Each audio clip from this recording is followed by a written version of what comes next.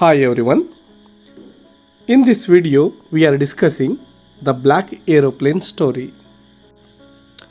ಈ ಒಂದು ಸ್ಟೋರಿಯಲ್ಲಿ ಹವಾಮಾನ ವೈಪರೀತ್ಯದಲ್ಲಿ ಸಿಲುಕಿಕೊಂಡಂತಹ ಒಬ್ಬ ಪೈಲಟ್ ಯಾವ ರೀತಿ ಅದರಿಂದ ಪಾರಾಗಿ ಬರ್ತಾನೆ, ಅವನಿಗೆ ಒಂದು ಅನ್ನೋನ್ ಪವರ್ ಯಾವ ರೀತಿ ಅವನಿಗೆ ಹೆಲ್ಪ್ ಮಾಡುತ್ತೆ ಆ ಒಂದು ತೊಂದರೆಗಳಿಂದ ಪಾರಾಗಲಿಕ್ಕೆ ಅಂತಕ್ಕಂಥದ್ದನ್ನು ಡಿಸ್ಕಷನ್ ಮಾಡ್ತೇವೆ.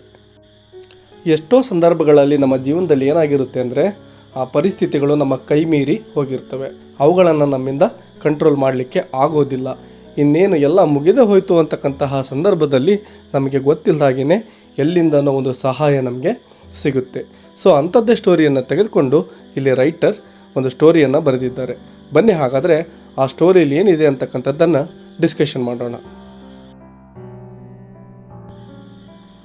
The moon was coming up in the east behind me, and stars were shining in the clear sky above me. There wasn't a cloud in the sky. I was happy to be alone high up above the sleeping countryside. I was flying my old Dakota aeroplane over France back to England. I was dreaming of my holiday and looking forward to being with my family. I looked at my watch, 1:30 in the morning. S, ಈ ಒಂದು story ಆರಂಭದಲ್ಲಿ ನಮ್ಮ pilot ಏನಿದ್ದಾರೆ ಅವರ ಒಂದು Dakota ಏರೋಪ್ಲೇನನ್ನು ಫ್ರಾನ್ಸ್ನಿಂದ ಇಂಗ್ಲೆಂಡ್ಗೆ ತೆಗೆದುಕೊಂಡು ಹೋಗಬೇಕಾಗಿರುತ್ತೆ. ಆ ಸಂದರ್ಭದಲ್ಲಿ ನಿಧಾನಕ್ಕೆ ಒಂದು ಸನ್ ಏನಿದೆ ಹಾಗೆ ನೆತ್ತಿ ಮೇಲೆ ಬರ್ತಾ ಇದೆ, ಮತ್ತು ಆ ಸಂಪೂರ್ಣವಾಗಿ ಸ್ಕೈ ಏನಿತ್ತು ಅದು ತುಂಬ ಕ್ಲಿಯರ್ ಆಗಿದೆ, ಯಾವುದೇ ರೀತಿಯಾದಂತಹ ಕ್ಲೌಡ್ಸಲ್ಲಿ ಕಂಡು ಬರುವುದಿಲ್ಲ. ಇದನ್ನು ನೋಡಿ ಅವರಿಗೆ ತುಂಬ ಖುಷಿ ಆಗ್ತಾ ಇದೆ, ಯಾಕೆಂದರೆ ಅವರೀಗ ವಾಪಸ್ ಅಲ್ಲಿಗೆ ಹೋಗಿ ಅಂದರೆ ಇಂಗ್ಲೆಂಡ್ಗೆ ಹೋಗಿಬಿಟ್ಟು ತಮ್ಮ ಫ್ಯಾಮಿಲಿಯನ್ನು ಮೀಟ್ ಮಾಡ್ಬೋದಾಗಿತ್ತು. ಅವ್ರ ಜೊತೆ ಸ್ವಲ್ಪ ಕಾಲ ಹಾಲಿಡೇಸನ್ನು ಸ್ಪೆಂಡ್ ಮಾಡಬೇಕು ಅಂತಕ್ಕಂತಹ ಕನಸನ್ನು ಅವರು ಕಾಣ್ತಾ ಇದ್ದಾರೆ. ಆಗ ಅವರು ಟೈಮನ್ನು ನೋಡ್ಕೊಳ್ತಾರೆ. ಆವಾಗ ಟೈಮ್ ಎಷ್ಟಾಗಿರುತ್ತೆ ಅಂದರೆ ಸುಮಾರು 1:30 in the morning. I should call Paris control soon, I thought. As I looked down past the nose of the aeroplane, I saw the lights of a big city in front of me. I switched on the radio and said, Paris control, Dakota DS 088 here. Can you hear me? I am on my way to England, over. The voice from the radio answered me immediately. DS 088, I can hear you. You are to turn 12 degrees west now. DS 088, over. ಹೀಗೆ ತಮ್ಮ ಫ್ಯಾಮಿಲಿಯನ್ನು meet ಮಾಡ್ತಕ್ಕಂತಹ ಕನಸನ್ನು ಕಾಣ್ತಾ ನಮ್ಮ pilot ಆ Paris ಕಂಟ್ರೋಲ್ಗೆ ಕಾಲ್ ಮಾಡಿ ಪರ್ಮಿಷನನ್ನು ಕೇಳಲಿಕ್ಕೆ ಬಯಸ್ತಾರೆ. ಅವರ ಮುಂದ್ಗಡೆ ಒಂದು ಬಿಗ್ ಸಿಟಿಯಲ್ಲಿ ಆ ಲೈಟ್ಸ್ಗಳು ಹತ್ಕೊಂಡು ಉರಿತಾ ಇರ್ತವೆ, ಅದನ್ನು ಅವ್ರು ನೋಡ್ತಾರೆ. ಆ ಒಂದು ರೇಡಿಯೋವನ್ನು ಆನ್ ಮಾಡಿಕೊಂಡು ಈಗ ಕಾಲ್ ಮಾಡ್ತಾ ಇದ್ದಾರೆ. Paris control Dakota DS 088 here ಅಂದರೆ ಅವರು ತಮ್ಮ ಒಂದು ಡಕೋಟಾ ಏನಿತ್ತೋ ಅದರ ಒಂದು ಇಂಟ್ರೊಡ್ಯೂಸನ್ನು ಮಾಡಿ, can you hear me, I am on my way to England, over. ನಾನೀಗ ಇಂಗ್ಲೆಂಡ್ಗೆ ತೆರಳ್ತಾ ಇದ್ದೇನೆ ಅಂಥೇಳಿ ಒಂದು ಮೆಸೇಜನ್ನು ಕಳಿಸ್ತಾ ಇದ್ದಾರೆ. ಹೀಗೆ ಅವರು ಒಂದು ಮೆಸೇಜನ್ನು ಕಳಿಸಿದ ತಕ್ಷಣವೇ ಆ ಕಡೆಯಿಂದ ಅವರಿಗೆ ಒಂದು ಆನ್ಸರ್ ಸಿಗುತ್ತೆ. ಅಂದರೆ ಅವರು ಯಾವ ಡಿರೆಕ್ಷನಲ್ಲಿ ಹೋಗಬೇಕು ಅಂತಕ್ಕಂಥದ್ದು, ಟರ್ನ್ 12 degrees ವೆಸ್ಟ್ ನೌ ಅಂಥೇಳಿ ಒಂದು ಮೆಸೇಜ್ ಅವರಿಗೆ ಸಿಗ್ತಾ ಇದೆ. I check the map and the compass, switched over to my second and last fuel tank and turn the Dakota 12 degrees west towards England. I will be in time for breakfast, I thought. A good big English breakfast. Everything was going well. It was an easy flight. ಹೀಗೆ ಏನು control ರೂಮ್ನಿಂದ ಅವರಿಗೆ permission ಸಿಗುತ್ತೋ ಆ ತಕ್ಷಣವೇ ಅವ್ರು ಏನು ಮಾಡ್ತಾರೆ, ತಮ್ಮ ಒಂದು ಆ ಮ್ಯಾಪ್ ಏನಿತ್ತು ಮತ್ತು ಕಂಪಾಸ್ ಏನಿದ್ವು ಅವುಗಳನ್ನೆಲ್ಲವನ್ನು ಚೆಕ್ ಮಾಡ್ಕೊಳ್ತಾರೆ. ಮತ್ತು ಕೊನೆಯ ಒಂದು ಫ್ಯೂಲ್ ಟ್ಯಾಂಕ್ ಏನಿರುತ್ತೋ ಅದನ್ನು ಕೂಡ ಆನ್ ಮಾಡಿಕೊಂಡು ಈಗೇನು ಡಿರೆಕ್ಷನ್ ಬಂದಿತ್ತೋ ಆ ಡಿರೆಕ್ಷನ್ ಕಡೆ ತಮ್ಮ ಒಂದು ಆ ಡಕೋಟಾವನ್ನು ಟರ್ನ್ ಮಾಡಿಕೊಂಡು ತಮ್ಮ ಪ್ರಯಾಣವನ್ನು ಆರಂಭಿಸ್ತಾ ಇದ್ದಾರೆ. ಹಾಗೆ ಪ್ರಯಾಣಿಸ್ತಾ ಅವ್ರು ಏನಂತ ಥಿಂಕ್ ಮಾಡ್ತಾರೆ, I will be in time for breakfast ಆ ಟೈಮ್ಗೆ ನಾನು ಇಂಗ್ಲೆಂಡನ್ನು ತಲುಪಿಬಿಡ್ತೀನಿ, ಅಲ್ಲಿ ಒಂದು ಒಳ್ಳೆಯ ಒಂದು ಬ್ರೇಕ್ಫಾಸ್ಟ್ ನನಗೆ ಸಿಗುತ್ತೆ ಅಂತ ತಮ್ಮ ಮನಸ್ಸಿನಲ್ಲೇ ಹೇಳಿಕೊಂಡು ತಮ್ಮ ಪ್ರಯಾಣವನ್ನು ಆರಂಭಿಸ್ತಾರೆ. ಆ ಒಂದು ಪ್ರಯಾಣವನ್ನು ಆರಂಭಿಸಿದಂತಹ ಸಂದರ್ಭದಲ್ಲಿ ಎವ್ರಿಥಿಂಗ್ ವಾಸ್ ಗೋಯಿಂಗ್ ವೆಲ್, ಅಲ್ಲಿ ಯಾವುದೇ ರೀತಿಯಾದಂತಹ ಒಂದು ಸಮಸ್ಯೆ ಇರಲಿಲ್ಲ. ಅದು ತುಂಬ it was on easy flight. Paris was about 150 kilometers behind me when I saw the clouds, storm clouds. They were huge. They looked like black mountains standing in front of me across the sky. I knew I could not fly up and over them, and I did not have enough fuel to fly around them to the north or south. Yes, ಹೀಗೆ ಅವರು ಏನೋ ಒಂದು ತಮ್ಮ ಪ್ರಯಾಣವನ್ನು ಸುಖಕರವಾಗಿ ಆರಂಭಿಸ್ತಾರೋ ಸುಮಾರು ಪ್ಯಾರಿಸ್ನಿಂದ 150 kilometre ದೂರ ಹೋದ್ಮೇಲೆ ಅವರ ಮುಂದ್ಗಡೆ ನೋಡ್ತಾರೆ ತುಂಬ ದೊಡ್ಡದಾದಂತಹ ಒಂದು ಸ್ಟೋರ್ಮ್ ಕ್ಲೌಡ್ಸ್ ಅವರ ಕಣ್ಮುಂದೆ ಕಾಣಿಸ್ತವೆ. ಅವು ಹೆಂಗಿರ್ತವೆ ಅಂದರೆ ದೇವರ್ ಹ್ಯೂಜ್, ತುಂಬ ದೊಡ್ಡ ಗಾತ್ರದಲ್ಲಿ ಇರ್ತವೆ. ಮತ್ತು black mountains standing in front of me, ಒಂದು ಕಪ್ಪು ಪರ್ವತಗಳೇ ತಮ್ಮ ಮುಂದೆ ನಿಂತಿವೆ ಏನೋ ಆ ಒಂದು ಆಕಾಶದಲ್ಲಿ ಅನ್ನೋ ರೀತಿ ಅವು ಕಾಣಿಸ್ತಾ ಇದ್ದಾವೆ. ಆ ಮೋಡಗಳನ್ನು ಕ್ರಾಸ್ ಮಾಡಿಕೊಂಡು ನನ್ನಿಂದ ಮುಂದೆ ಹೋಗಲಿಕ್ಕೆ ಸಾಧ್ಯ ಆಗೋದಿಲ್ಲ ಅಂತಕ್ಕಂಥದ್ದು ಅವರಿಗೆ ಗೊತ್ತಿದೆ. ಆಮೇಲೆ ಇನ್ನೊಂದು ಸಮಸ್ಯೆ ಏನಪ್ಪ ಅಂದರೆ I didn't have enough fuel to fly around them to the north or south. Yes, ಆ ಒಂದು ಮೋಡಗಳೇನಿದ್ದಾವೆ ಅವುಗಳನ್ನು ಸುತ್ತು ಹಾಕಿಕೊಂಡು ಬರುವಷ್ಟು ಫ್ಯೂಲ್ ಸಹ ಅಲ್ಲಿಲ್ಲ. I ought to go back to Paris, I thought, but I wanted to get home. I wanted that breakfast. I will take the risk, I thought, and flew that old Dakota straight into the storm. ಒಂದು ಕ್ಷಣ ಅವರು ವಿಚಾರ ಮಾಡ್ತಾರೆ, I ought to go back to Paris, ಸುಮ್ಮನೆ ಪ್ಯಾರಿಸ್ಗೆ ವಾಪಸ್ ಹೋಗಿಬಿಡೋದೇ best, ಮುಂದೆ ಇಂಗ್ಲೆಂಡ್ಗೆ ಹೋಗೋ ಒಂದು ಪ್ಲ್ಯಾನನ್ನು ಬಿಡೋದೇ ಒಳ್ಳೆಯದು ಅಂತ ಅವರ ಮನಸ್ಸಲ್ಲಿ ಅನಿಸುತ್ತೆ. ಆದರೆ ಅವರಿಗೆ ಏನು ಮನೆಗೆ ಹೋಗಬೇಕು ಅಂತಕ್ಕಂಥ ಒಂದು ಆಸೆ ಇರುತ್ತೋ ಅದರಿಂದಾಗಿ I wanted that breakfast. Yes, ನಾನು ಮನೆಗೆ ಹೋಗಿಬಿಟ್ಟು ಬ್ರೇಕ್ಫಾಸ್ಟನ್ನು ಮಾಡಬೇಕು. I will take the risk, ನಾನು ಒಂದು ರಿಸ್ಕನ್ನು ತೆಗೆದುಕೊಳ್ತೀನಿ ಅಂಥೇಳಿ ಅವರು ಡಿಸೈಡ್ ಮಾಡ್ತಾರೆ. ಮತ್ತು ಆ ಒಂದು ಡಕೋಟ ಏನಿತ್ತು ಅದನ್ನು straight into the storm, ಅಂದರೆ ಆ ಸ್ಟೋರ್ಮ್ ಒಳಗಡೆ ನುಗ್ಗಿಸಿಕೊಂಡು ಹೋಗ್ತಾರೆ. Inside the clouds everything was suddenly black. It was impossible to see anything outside the aeroplane. The old aeroplane jumped and twisted in the air. I looked at the compass. I couldn't believe my eyes. The compass was turning round and round and round. It was dead. It would not work. The other instruments were suddenly dead too. I tried the radio. ಏನು ಅವರು ಆ ಇಂಗ್ಲೆಂಡ್ಗೆ ತಮ್ಮ ಪ್ರಯಾಣವನ್ನು ಮುಂದುವರಿಸಲೇಬೇಕು ಅಂತ ಹೇಳಿ decide ಮಾಡಿಕೊಂಡು ಆ cloud ಒಳಗಡೆ ಏನು ತಮ್ಮ ಒಂದು ಏರೋಪ್ಲೇನನ್ನು ತೆಗೆದುಕೊಂಡು ಹೋಗ್ತಾರೋ ಹಾಗೆ ಮುಂದೆ ಹೋದ ಹಾಗೆ ಅವ್ರಿಗೇನಾಗುತ್ತೆ, ಎವ್ರಿಥಿಂಗ್ ವಾಸ್ ಸಡನ್ಲಿ ಬ್ಲ್ಯಾಕ್, ಎಲ್ಲ ಕಡೆ ತುಂಬ ಕಪ್ಪಾಗಿ ಅವ್ರಿಗೆ ಕಾಣಿಸುತ್ತೆ. ಅಂದರೆ ಅವರ ಮುಂದೆ ಏನಿತ್ತು ಅಂತಕ್ಕಂಥದ್ದು ಅವ್ರಿಗೆ ಸರಿಯಾಗಿ ಕಾಣಿಸೋದೇ ಇಲ್ಲ. ಬರೀ ಅಷ್ಟೇ ಅಲ್ಲ, the old aeroplane jumped and twisted in the air. ಬರೀ ಅದು ಒಂದೇ ಸಮಸ್ಯೆ ಆಗಿರಲಿಲ್ಲ, the old aeroplane jumped and twisted in the air. ಆ ಒಂದು ಏರೋಪ್ಲೇನ್ ಏನಿತ್ತು ಅದು ಹಾಗೆ ಹಾರಾಡ್ತಾ ತಿರುಗಾಡ್ತಾ ಈಗ ಮುಂದೆ ಸಾಗ್ತಾ ಇದೆ. I looked at the compass, I couldn't believe my eyes. Yes, ಹಾಗೆ ದಿಕ್ಕನ್ನು ಯಾವ ಕಡೆ ದಿಕ್ಕಿಗೆ ಹೋಗ್ತಾ ಇದ್ದೀನಿ ಅಂತ ಒಂದು ತಿಳ್ಕೊಳ್ಳೋಣ ಅಂಥೇಳಿ ಆ ಕಂಪಾಸನ್ನು ನೋಡ್ತಾರೆ. ಆದರೆ ಆ ಕಂಪಾಸ್ ವರ್ಕ್ ಆಗೋದನ್ನು ನಿಲ್ಲಿಸಿರುತ್ತೆ, ಅದು ಸುಮ್ಮನೆ ಸುತ್ತು ಹಾಕ್ತಾ ಆ ಕಡೆ ಈ ಕಡೆ ತಿರುಗಾಡ್ತಾ ಇರುತ್ತೆ.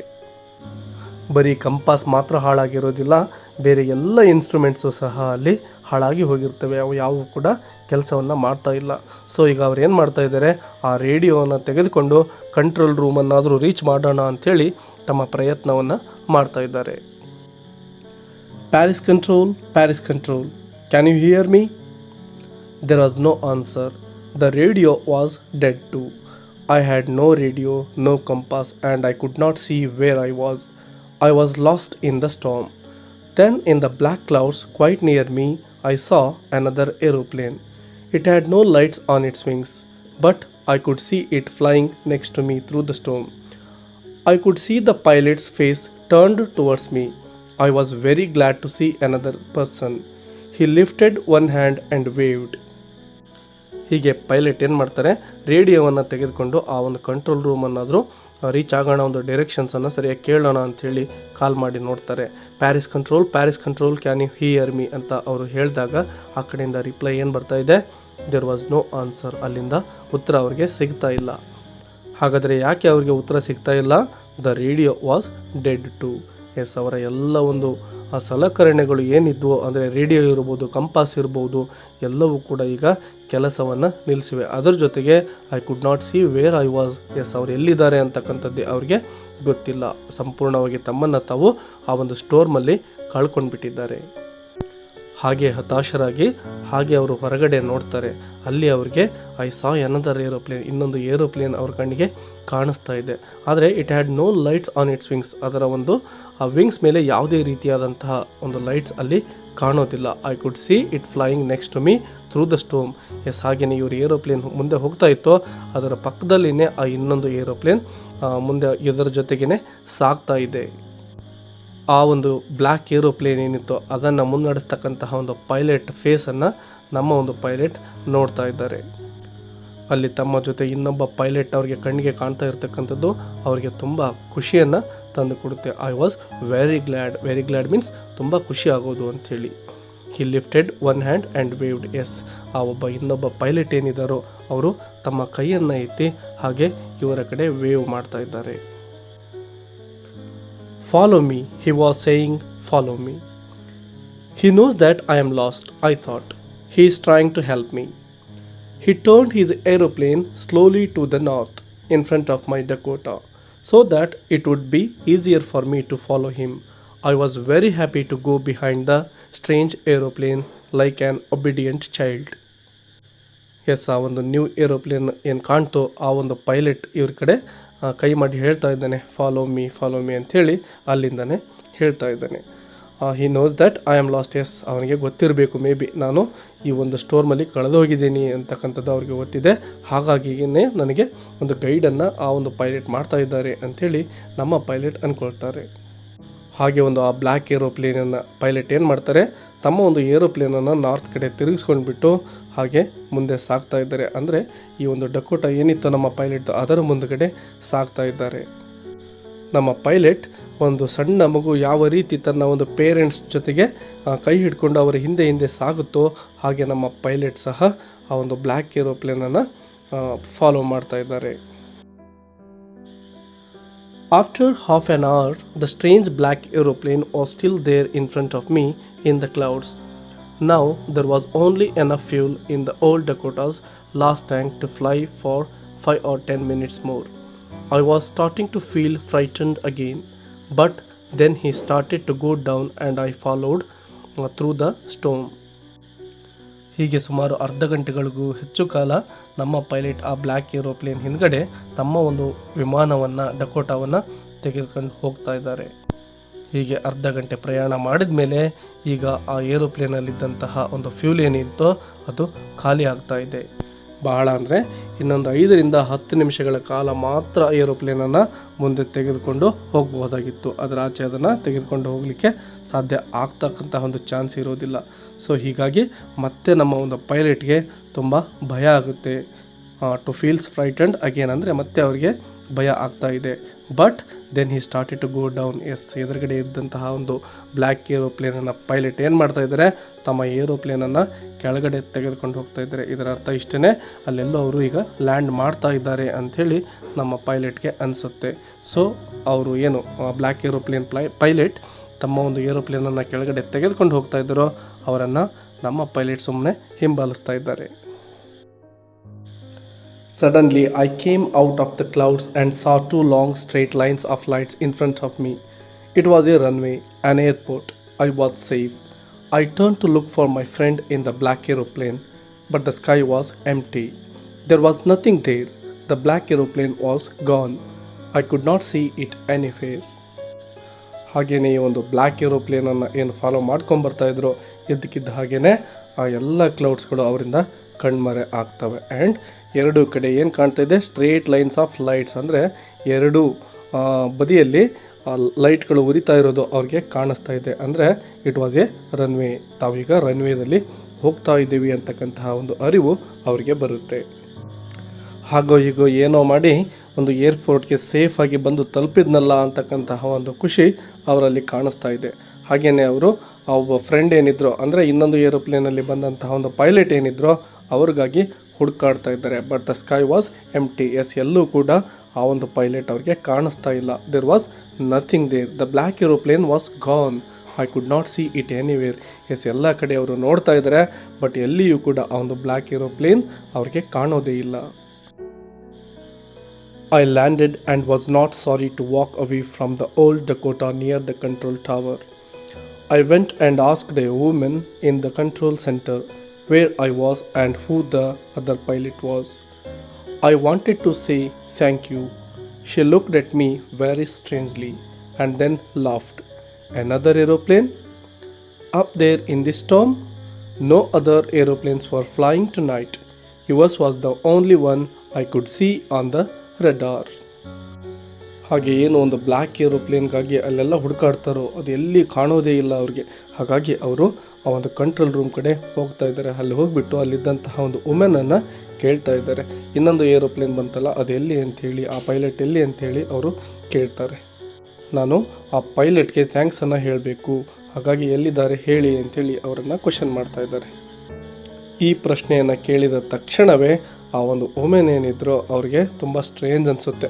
ಯಾಕೆ ಈ ಥರ ಪ್ರಶ್ನೆಯನ್ನು ಕೇಳ್ತಾ ಇದ್ದಾರೆ ಅಂಥೇಳಿ ನಮ್ಮ ಪೈಲಟನ್ನು ಒಂದು ವಿಚಿತ್ರವಾಗಿ ಅವರು ನೋಡಿ ನಗಲಿಕ್ಕೆ ಸ್ಟಾರ್ಟ್ ಮಾಡ್ತಾರೆ. ಇನ್ನೊಂದು ಏರೋಪ್ಲೇನಾ, ಈ ಒಂದು ಸ್ಟೋರ್ನಲ್ಲ, ಆ ರೀತಿಯಾದಂತಹ ಯಾವುದೇ ಒಂದು ಏರೋಪ್ಲೇನ್ ಇಲ್ಲಿ ಬಂದಿಲ್ಲ. ಇವತ್ತು ಹಾರಾಟ ಮಾಡಿರ್ತಕ್ಕಂತಹ ಒಂದೇ ಒಂದು ಏರೋಪ್ಲೇನ್ ಅಂದರೆ ಅದು ನಿಮ್ಮದೇ ಆಗಿರ್ತಕ್ಕಂಥದ್ದು. ರಡಾರಲ್ಲಿ ಕೇವಲ ನಿನ್ನ ಏರೋಪ್ಲೇನನ್ನು ನಾವು ನೋಡಿದ್ವಿ, ಬೇರೆ ಯಾವ ಒಂದು ಏರೋಪ್ಲೇನ್ ಸಹ ಇಲ್ಲಿ ಇಲ್ಲ ಅಂಥೇಳಿ ಅವರು ಆನ್ಸರನ್ನು ಕೊಡ್ತಾರೆ. So, who helped me to arrive there safely without a compass or a radio and without any more fuel in my tanks? Who was the pilot on the strange black aeroplane flying in the storm without lights? ಯಾವಾಗ ಆ women ಯಾವುದೇ ರೀತಿಯಾದಂಥ ಒಂದು black aeroplane ಸಹ ಇಲ್ಲಿ ಇಲ್ಲ ಅಂತ ಅವರು ಹೇಳಿದ ತಕ್ಷಣವೇ ನಮ್ಮ ಒಂದು ಪೈಲಟ್ಗೆ ಸಾಕಷ್ಟು ಪ್ರಶ್ನೆಗಳು ಅವರ ತಲೆಯಲ್ಲಿ ಮೂಡ್ತವೆ. ಯಾವುದೇ ಒಂದು ಕಂಪಾಸ್ ಇಲ್ಲದೇನೆ ಮತ್ತು ತನ್ನ ಒಂದು ಏರೋಪ್ಲೇನಲ್ಲಿ ಯಾವುದೇ ಫ್ಯೂಲ್ ಇಲ್ಲದೇನೆ ಇಂತಹ ಒಂದು ಸ್ಟೋರ್ನಲ್ಲಿ ನನ್ನನ್ನು ಸೇಫಾಗಿ ಕರೆದುಕೊಂಡು ಇಲ್ಲಿ ಬಂದು ಬಿಟ್ಟಂಥವರಾದರೂ ಯಾರಿರ್ಬೋದು, ಆ ಬ್ಲ್ಯಾಕ್ ಏರೋಪ್ಲೇನನ್ನು ಪೈಲಟ್ ಆದರೂ ಯಾರು ಆಗಿರ್ಬೋದು ಅಂತಕ್ಕಂತಹ ಒಂದು ದೊಡ್ಡ ಪ್ರಶ್ನೆ ಅವರಲ್ಲಿ ಉಳ್ಕೊಳ್ಳುತ್ತೆ. So this is about this story. Let's meet in next video. Until take care and keep learning. Bye bye.